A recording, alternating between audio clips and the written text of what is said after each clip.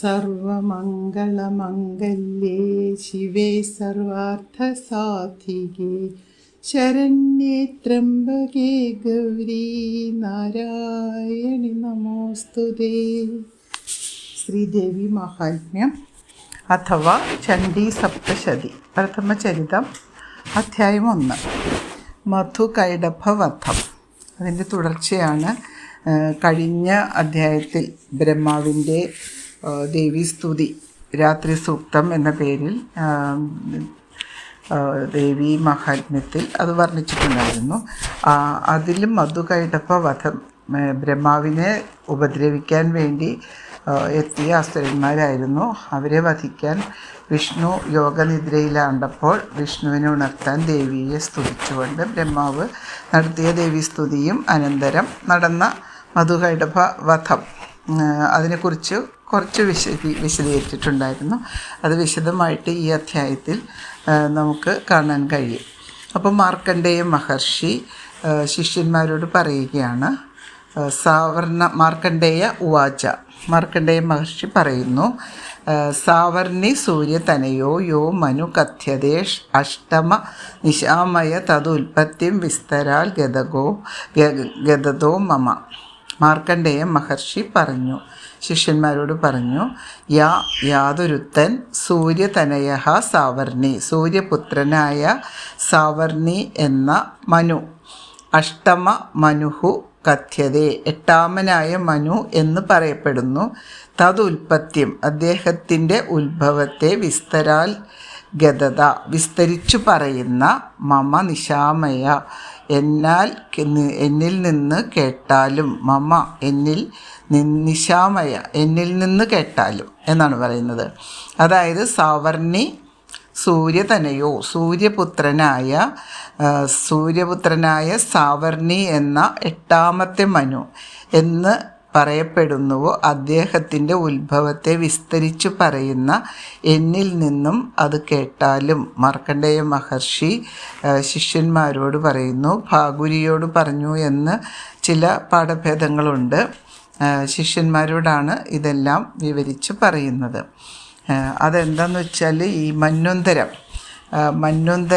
എന്ന് പറഞ്ഞിട്ടുണ്ടെങ്കിൽ ഓരോ മന്വന്തരത്തിനും നേതാവായി ഒരു മനു ഉണ്ടാകും. മനുസ്മൃതി എന്നൊക്കെ പറഞ്ഞ് നമ്മൾ കേട്ടിട്ടുണ്ടല്ലോ. അപ്പോൾ ബ്രഹ്മാവിൻ്റെ ഒരു ദിനം എന്നത് 1000 ചതുർയുഗങ്ങൾ ആണ്. ഈ 1000 ചതുർയുഗങ്ങൾ ബ്രഹ്മാവിൻ്റെ ഒരു ദിനമാണെങ്കിൽ അതിന് ഒരു കൽപ്പം എന്ന് പറയും. ഒരു കൽപ്പം അങ്ങനെ 71 ചതുർയുഗം ചേർന്നാൽ ഒരു മന്വന്തരമാകും. ഓരോ മന്വന്തരത്തിനും നേതാവായി ഒരു മനു ഉണ്ടാകും. വൈവസ്വത മനു, സ്വയംഭുവ മനു, ഇങ്ങനെ മനു എന്ന് വരുന്ന വാക്കാണ്, അവസാനം മനു എന്ന് വരുന്ന വാക്കാണ് ആ നേതാവിന് ഉണ്ടാകുന്നത്. അപ്പോൾ ആ മനുവിൻ്റെ പേരിലാണ് മന്വന്തരം അറിയപ്പെടുന്നത്. ഈ മന്വന്തരം മുഴുവൻ ഒരു പ്രപഞ്ചം മുഴുവനും അതിൽ ഉൾക്കൊള്ളുകയാണ്. ആ മന്വന്തരം ഒരു മനുവിൻ്റെ ഒരാളുടെ പേരിലാണ് അറിയപ്പെടുന്നത് ഓരോ മന്വന്തരത്തിലും. അങ്ങനെ 7 മന്വന്തരം കഴിഞ്ഞ് 8ാമത്തെ മന്വന്തരത്തിലാണ് സാവർണി മനു സൂര്യപുത്രനായ സാവർണി മനു എന്ന ആൾ ജീവിച്ചത്. അപ്പോൾ ആ സാവർണി മനുവിൻ്റെ കഥ ആണ് ദേവി മഹാത്മ്യത്തിൻ്റെ ഒരു പ്രധാന അധ്യായമായിട്ട് ഇവിടെ വിവരിക്കുന്നത്. അപ്പോൾ അതിനെക്കുറിച്ചാണ് പറയുന്നത്. മാർക്കണ്ഡേയ ഉവാച, മാർക്കണ്ഡേയ മഹർഷി പറഞ്ഞു. മാർക്കണ്ഡേയ മഹർഷി പറഞ്ഞതാണ്, സാവർണി സൂര്യതനയോ, യാതൊരുത്തൻ സാവർണി സൂര്യതനയനായ സൂര്യപുത്രനായ സാവർണി എന്ന 8ാമനായ മനു, 8ാമത്തെ മനുവാണ്. അപ്പോൾ ഈ മന്വന്തരങ്ങളിൽ മന്വന്തരങ്ങൾക്ക് ഓരോ പേരുകളുണ്ട്. പേരുകൾ ഒന്ന് സ്വയംഭുവ, പിന്നെ സ്വാരോജിഷ, ഉത്തമ മന്വന്തരം, താപസ മന്വന്തരം, രൈവത മന്വന്തരം, ചാക്ഷുഷ മന്വന്തരം, വൈവസ്വത ആദി, അങ്ങനെ തുടങ്ങി 14 മനുക്കളുടെ മധ്യത്തിലെ 8ാമത്തെ മനുവാണ് ഈ സാവർണി മനു. സാവർണി മനുവിൻ്റെ കഥയ്ക്ക് പ്രാധാന്യമുണ്ട്. അതെന്താണെന്ന് നമുക്ക് കഥ അറിഞ്ഞു വരുമ്പോഴേക്കും മനസ്സിലാകും. അതിലേക്കാണ് നമ്മൾ പോകുന്നത്. അപ്പോൾ സൂര്യപുത്രനായ സാവർണി 8ാമത്തെ മനുവാകുന്നു. ആ സാവർണി മനുവിൻ്റെ പൂർവജന്മ ചരിത്രം ഞാൻ വിസ്തരിച്ചു പറയാം എന്ന് മാർക്കണ്ഡേയ മഹർഷി പറയുകയാണ്. അതാണ് ദേവി മാഹാത്മ്യത്തിലെ പ്രധാന കഥാതന്തുവായി നിലകൊള്ളുന്നത്. അപ്പോൾ അതിലേക്കാണ് നമ്മൾ ചെല്ലുന്നത്. 1ാമത്തെ ശ്ലോകത്തിൽ പറയുന്ന സാവർണി സൂര്യതനയോ യോ മനുഹു കഥ്യതേ അഷ്ടമാ നിശാമയ തതുൽപത്തിം വിസ്തരാൽ ഗതതോ മമ. യഹ യാതൊരുത്തൻ സൂര്യതനയനായ സാവർണി, സൂര്യപുത്രനായ സാവർണി എന്ന അഷ്ടമ മനു കഥ്യതേ അഷ്ടമ എന്ന് പറയുന്നത് അഷ്ടമ മനു കഥ്യതേ, 8ാമനായ മനു എന്ന് പറയപ്പെടുന്നു. കഥ്യതേ എന്ന് പറഞ്ഞാൽ പറയപ്പെടുന്നു. തതുൽപത്യം അദ്ദേഹത്തിൻ്റെ ഉത്ഭവത്തെ, വിസ്തരാൽ ഗതത വിസ്തരിച്ചു പറയുന്ന എന്നെ കേട്ടാലും എന്ന് ശിഷ്യന്മാരോട് പറഞ്ഞു. അടുത്ത ശ്ലോകത്തിൽ ഇനി അതിൻ്റെ പിന്നീട് എങ്ങനെയാണ് ഈ മനു മഹാമായയുടെ, ദേവിയുടെ ഇഷ്ട ആളായി മാറിയത്. 2ാമത്തെ ശ്ലോകത്തിൽ മഹാമായാനുഭാവേന യഥാ മന്വന്തരാധിപഃ സ ബഭുവ മഹാഭാഗ സാവർണിസ്തനയോ രവേ. സഹ സാവർണി, ആ പ്രസിദ്ധനായ സാവർണി എന്ന രവേതനയ എന്ന് പറഞ്ഞ സൂര്യപുത്രൻ, രവിയുടെ തനയൻ പുത്രൻ, സൂര്യപുത്രനായ മഹാഭാഗഃ എന്ന് പറയുന്നുണ്ട്, മഹാഭാഗ്യവാൻ. അപ്പോൾ ഈ സാവർണി മനുവിൻ്റെ അടുത്ത ജീവിതത്തിലേക്ക് കടക്കുന്നതാണ് മഹാഭാഗ്യവാൻ എന്ന് സൂചിപ്പിക്കുമ്പോൾ അവിടെ നല്ല കാര്യങ്ങളുണ്ടാകും എന്നാണ് സൂചന. മഹാമായാനുഭാവേന, അതായത് മഹാമായ പ്രഭാവത്താൽ, മഹാമായ എന്ന് പറഞ്ഞാൽ ദേവിയുടെ മഹാമായ പ്രഭാവത്താൽ, ദേവിയുടെ മായാവിലാസം കൊണ്ട് ഈ സാവർണി മനു എങ്ങനെയാണ് മഹാഭാഗ്യവാനാകുന്നത് എന്ന് ഈ കഥയിൽ വരുന്നുണ്ട്. മഹാമായാനുഭാവേന, മഹാമായയുടെ പ്രഭാവത്താൽ, യഥാ എങ്ങനെ, മന്വന്തരാധിപ ബഭുവ 71 ചതുർയുഗങ്ങളുടെ അധിപനായി, ബഭുവ എന്ന് പറഞ്ഞാൽ ഭവിച്ചു. ദേവീ പ്രസാദത്തിൽ എന്തും ആകാൻ കഴിയും എന്നാണ് അതിനർത്ഥം. അപ്പോൾ മന്വന്തരാധിപ ബഭുവ 71 ചതുർയുഗങ്ങളാണ് ഒരു മന്വന്തരം.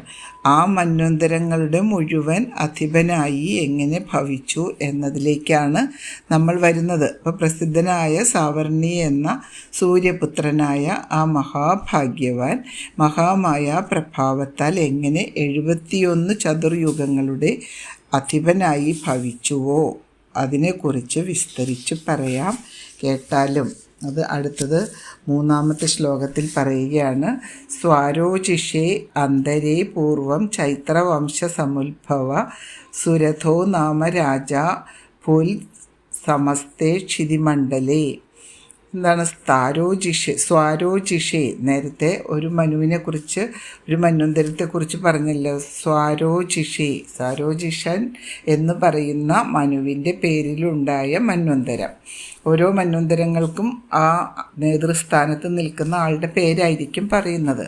അപ്പോൾ സ്വാരോചിഷേ അന്തരേ എന്ന് പറഞ്ഞാൽ പൂർവം, പണ്ട് സ്വാരോചിഷൻ എന്ന മനുവിനെ സംബന്ധിച്ച, സാരോചിഷേ അന്തരേ മനുവിനെ സംബന്ധിച്ച ആ കാലത്ത്, അന്തരേ എന്ന് പറഞ്ഞ കാലത്ത് ചൈത്രവംശ സമുദ്ഭവ, ചൈത്രവംശം, ചൈത്രൻ്റെ വംശത്തിൽ ജനിച്ച, സമുദ്ഭവ ജനിച്ച, സുരഥ നാമഃ സുരഥൻ എന്ന നാമത്തിൽ, സമസ്ത ക്ഷിതിമണ്ഡലേ അഖില ഭൂമണ്ഡലത്തിലും അഭൂൽ രാജാവായി ഭവിച്ചു.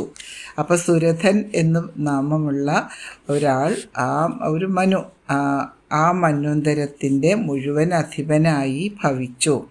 പണ്ട് സ്വാരോചിഷൻ എന്ന മനുവിൻ്റെ കാലത്ത് ചൈത്രൻ്റെ വംശത്തിൽ ജനിച്ച സുരഥൻ എന്നു പ്രസിദ്ധനായ രാജാവ് അഖില ഭൂമണ്ഡലത്തിലും രാജാവായി ഭവിച്ചു. അപ്പോൾ അവിടെയാണ് ആ ഇതിഹാസത്തിൻ്റെ ആരംഭം. മാർക്കണ്ഡേയൻ ഈ ശ്ലോകം കൊണ്ട് 8ാമത്തെ മനുവിൻ്റെ ഉത്ഭവത്തെ പറയാമെന്ന് മുൻപ് പ്രസ്താവിച്ചു. അങ്ങനെയാണ് സാവർണിയുടെ പൂർവ്വജന്മത്തെയും മഹിമയെയും ചരിത്രത്തെയും വർണ്ണിക്കുന്നു. അപ്പോൾ എന്താണ് തസ്യ പാലയത സൂരഥൻ്റെ കാര്യമാണ് പറയുന്നത്. തസ്യ പാലയത സമ്യക് പ്രജാ പുത്രാ നിവൗരസാൻ ബഭൂ ശത്രവോ ഭൂപ കോലാവിധ്വംസിനസ്തഥ ഔരസാൻ പുത്രാൻ ഇവ. ഔരസാൻ പുത്രാൻ എന്ന് പറഞ്ഞാൽ സ്വന്തം പുത്രന്മാരെ പോലെ, സ്വന്തം പട്ടമഹിഷിയിലുണ്ടായ പുത്രന്മാരെ പോലെ ഇവ ആരെ പ്രജകളെ വഴിയാംവണ്ണം സമ്യക് വഴിയാംവണ്ണം പ്രജാപാലയത പ്രജകളെ പാലിച്ചു. തസ്യ അവൻ ആ രാജാവ് പ്രജകളെ പാലിച്ചത് എങ്ങനെയാണ്? സ്വന്തം പട്ടമഹിഷിയാൽ ഉണ്ടായ പുത്രന്മാരെ പോലെ സ്വന്തം പ്രജകളെ പാലിച്ചു. അത്രയ്ക്ക് ധർമ്മിഷ്ഠനായ രാജാവായിരുന്നു അദ്ദേഹം. പക്ഷേ അദ്ദേഹത്തിന് നിർഭാഗ്യവശാൽ കോലാവിധ്വംസികളായ, അതായത് യവന രാജ്യത്തെ രാജാക്കന്മാരായ കുറേ പേര് ഭൂപ എന്ന് പറഞ്ഞ രാജാക്കന്മാർ ശത്രുക്കളായി ഭവിച്ചു. അങ്ങനെ നിർഭാഗ്യവശാൽ യവന രാജാക്കന്മാരായ കുറേ ആളുകൾ അദ്ദേഹത്തിന് ശത്രുക്കളായി ഭവിച്ചു. സ്വന്തം പുത്രന്മാരെ പോലെ നീതിശാസ്ത്രമനുസരിച്ച് ജനങ്ങളെ രക്ഷിക്കുന്ന ആ രാജാവിന് അതിശയമാണ് അങ്ങനെ ശത്രുക്കൾ ഉണ്ടാകുന്നത്. കോലാവിധ്വംസികൾ എന്ന രാജാക്കന്മാർ ശത്രുക്കളായി ഭവിച്ചു. അവർ യവന രാജാക്കന്മാരാണ്, യവന വംശജരാണ്. അപ്പോൾ അവർ സുരഥൻ്റെ ശത്രുക്കളായി ഭവിച്ചു. പിന്നീട് എന്താണ് ഉണ്ടായത്? പിന്നീട് അവരുമായിട്ട് യുദ്ധം നടന്നു. അവരുമായി യുദ്ധം നടന്നപ്പോൾ ആ യുദ്ധത്തിൽ തസ്യ തൈരഭവദ്യുദ്ധ വദ്യുദ്ധ എന്നാണ്. വദ്യുദ്ധം അതിപ്രബലദണ്ഡിന ന്യൂനൈരപി സ തൈർയുദ്ധേ കോലാവിധ്വംസി ഭിർജിത. തസ്യ തൈർ എന്ന് പറഞ്ഞാൽ തൈഹി കഴിഞ്ഞിട്ടാണ് വരുന്നത്. തൈഹി അഭവത്, തൈഹി പ്ലസ് അഭവത് എന്ന് പറയുമ്പോൾ തൈരഭവത് അദ്യുദ്ധ എന്ന് പറഞ്ഞാൽ അത് പ്ലസ് യുദ്ധം. യുദ്ധം അതിപ്രബല ദണ്ഡിന, അതിപ്രബലന്മാരായ ശത്രുക്കളാൽ ദണ്ഡിന ആ ശത്രുക്കളാൽ യുദ്ധം നടത്തി. ന്യൂനൈരപി സ തൈർ യുദ്ധേ, ന്യൂനൈരപി എന്ന് പറഞ്ഞാൽ കുറച്ച്. ആ എതിർ ശത്രുക്കളുടെ ശക്തി വളരെ കുറവായിരുന്നു. അതേസമയം സുരഥൻ്റെ സൈന്യം വളരെ ശക്തരായിരുന്നു. അപ്പോൾ തൈർ യുദ്ധേ, തൈഹി യുദ്ധേ ആ യുദ്ധത്തിൽ എന്ത് സംഭവിച്ചു? ന്യൂനൈരഭ്യ, അവർ കുറവായിരുന്നിട്ട് പോലും, അഭ്യ എന്ന് പറഞ്ഞാൽ പോലും, ന്യൂനമാണ്, വളരെ കുറവായിരുന്നിട്ട് പോലും അവർ ജയിച്ചു. അവർ രാജാവിനെ തോൽപ്പിച്ചു എന്നാണ് പറയുന്നത്. അതിപ്രബല ദണ്ഡിന തസ്യ, അതിപ്രബല ശിക്ഷയോടു കൂടിയ അതിപ്രബലന്മാരായ സൈന്യം തസ്യ അദ്ദേഹത്തിന് ഉണ്ടായിരുന്നിട്ടും തൈഹി യുദ്ധം അഭവത് അവരോടുകൂടി യുദ്ധമുണ്ടായി. ആ യുദ്ധത്തിൽ സഹ ന്യൂനൈരപി അവർ അല്പബലന്മാരായിരുന്നിട്ടു പോലും എന്തു സംഭവിച്ചു? തൈഹി കോലാവിധ്വംസിഭി ആ യവന ഭൂപന്മാരാൽ ജിതഹ ജയിക്കപ്പെട്ടു എന്ന് പറഞ്ഞാൽ ആ രാജാക്കന്മാർ ഈ സുരഥ രാജാവിൻ്റെ സൈന്യത്തെ തോൽപ്പിച്ചു. നിർഭാഗ്യവശാൽ അദ്ദേഹത്തെ തോൽപ്പിച്ചു. സൈന്യത്തിന് അതിപ്രബല ദണ്ഡി എന്ന് പറഞ്ഞാൽ അതിപ്രബലമായ ദണ്ഡത്തോട് ആന, കുതിര മുതലായ സൈന്യ സമൂഹത്തോടു കൂടിയ രാജാവ്, പ്രജകളെ ധർമ്മശാസ്ത്രമനുസരിച്ച് രക്ഷിക്കുന്ന രാജാവ്.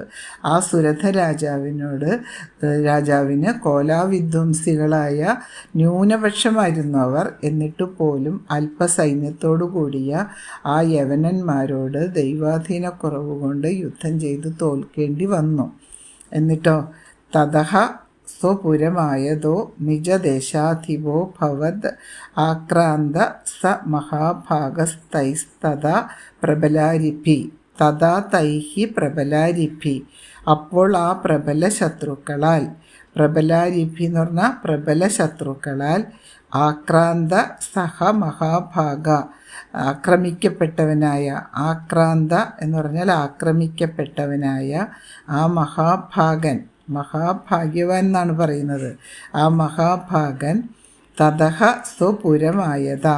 തതഹ പിന്നെ സ്വപുരം തൻ്റെ പുരം, തൻ്റെ പുരത്തെ പ്രാപിച്ചിട്ട്, തൻ്റെ കൊച്ചു ദേശത്തെ പ്രാപിച്ചിട്ട് നിജദേശാധിപ അഭവത് സ്വന്തം ദേശാധിപതിയായി ഭവിച്ചു.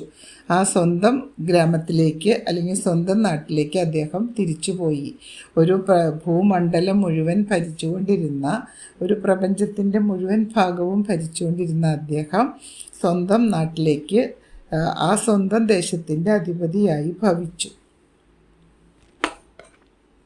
അപ്പോൾ ആ പ്രബല ശത്രുക്കളാൽ ആക്രമിക്കപ്പെട്ട മഹാഭാഗൻ അനന്തരം സ്വപുരത്തെ പ്രാപിച്ചിട്ട് തൻ്റെ ദേശത്തിൻ്റെ അധിപനായി ഭവിച്ചു. പക്ഷേ എന്നിട്ടോ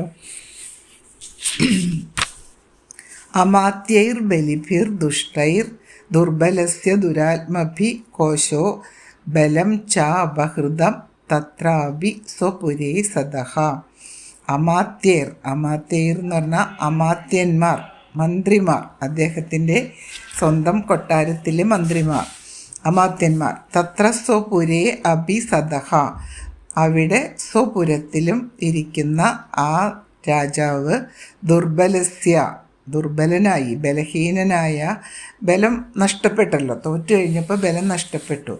അപ്പോൾ ദുർബലനായ അദ്ദേഹത്തിൻ്റെ കോശഹ ബലം ച ഭണ്ഡാരവും സൈന്യവും, അദ്ദേഹത്തിൻ്റെ ഭണ്ഡാരം എന്ന് വെച്ചാൽ പണം സൂക്ഷിച്ചിരിക്കുന്ന ആ സ്ഥലവും സൈന്യവും, ബലിഭി ദുഷ്ടൈഹി ബലവാന്മാരും മര്യാദയില്ലാത്തവരും, ദുരാത്മഭി ദുരാഗ്രഹികളുമായ അമാത്യൈഹി അമാത്യന്മാരാൽ, മന്ത്രിമാരാൽ, അപഹൃതം അപഹരിക്കപ്പെട്ടു. അമാത്യൈർ ബലിഭിർ ദുഷ്ടൈർ ദുർബലസ്യ ദുരാത്മഭി കോശോ ബലം ച അപഹൃതം തത്രാപി സ്വപുരേ സദഹ. അപ്പോൾ സ്വന്തം അദ്ദേഹത്തിന് എന്തു പറ്റി? സ്വന്തം പുരത്തിലിരിക്കുന്ന ദുർബലനായ ആ രാജാവിൻ്റെ ഭണ്ഡാരത്തെയും സൈന്യങ്ങളെയും ബലവാന്മാരും ദുഷ്ടന്മാരും ദുരാഗ്രഹികളുമായ മന്ത്രിമാർ അപഹരിച്ചു.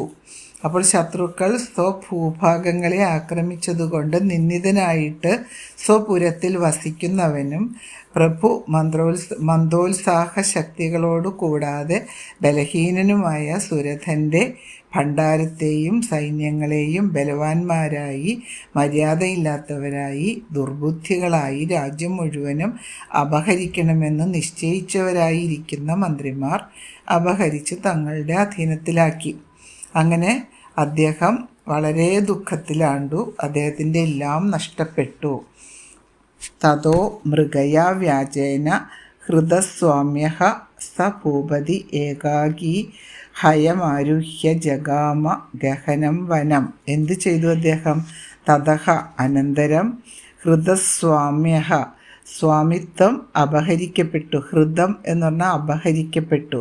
സ്വാമിത്വം അദ്ദേഹത്തിൻ്റെ ആ യജമാനത്വം അപഹരിക്കപ്പെട്ടപ്പോൾ സഹ ഭൂപതി ആ രാജാവ് മൃഗയാ വ്യാജേന, മൃഗയ എന്ന് പറഞ്ഞാൽ നായാട്ട് എന്ന വ്യാജേന, നായാട്ട് എന്ന ഭാവത്തിൽ, അത് യഥാർത്ഥമല്ല, നായാട്ടിന് പോകുകയല്ല അദ്ദേഹം, പക്ഷെ നായാട്ട് എന്ന വ്യാജേന ഏകാകി ഹയമാരുഹ്യ നിസ്സഹായനായി, ഒറ്റപ്പെട്ടവനായി, ഹയം എന്ന് പറഞ്ഞാൽ കുതിരപ്പുറത്ത് ആരുഹ്യ കയറി, ഗഹനം വനം ജഗാമ ഗംഭീരമായ ആ വനത്തെ പ്രാപിച്ചു. അദ്ദേഹം വളരെ ഗംഭീരമായ എന്ന് പറഞ്ഞാൽ ഒരു നിഗൂഢമായ വനത്തെ പ്രാപിച്ചു. ആ വനത്തിലേക്ക് മൃഗയാ വിനോദത്തിന് എന്ന ഭാവത്തിൽ അദ്ദേഹം കുതിരപ്പുറത്ത് കയറി ഒറ്റയ്ക്ക് ആരുമില്ലാതെ വനത്തിലേക്ക് പോയി. അദ്ദേഹത്തിൻ്റെ സ്വാമിത്വം നഷ്ടപ്പെട്ടപ്പോൾ ആ രാജാവ് നായാട്ടിന് എന്ന വ്യാജേന കുതിരപ്പുറത്ത് കയറി വനത്തിൻ്റെ അഗാധതയിലേക്ക് കടന്നു ചെന്നു. അടുത്ത ഭാഗം അടുത്ത ദിവസം നമുക്ക് നോക്കാം. അമ്മേ നാരായണ, ദേവി നാരായണ, ലക്ഷ്മീ നാരായണ, ഭദ്രേ നാരായണ. ഓം ശ്രീ മഹാദേവ്യൈ നമഃ.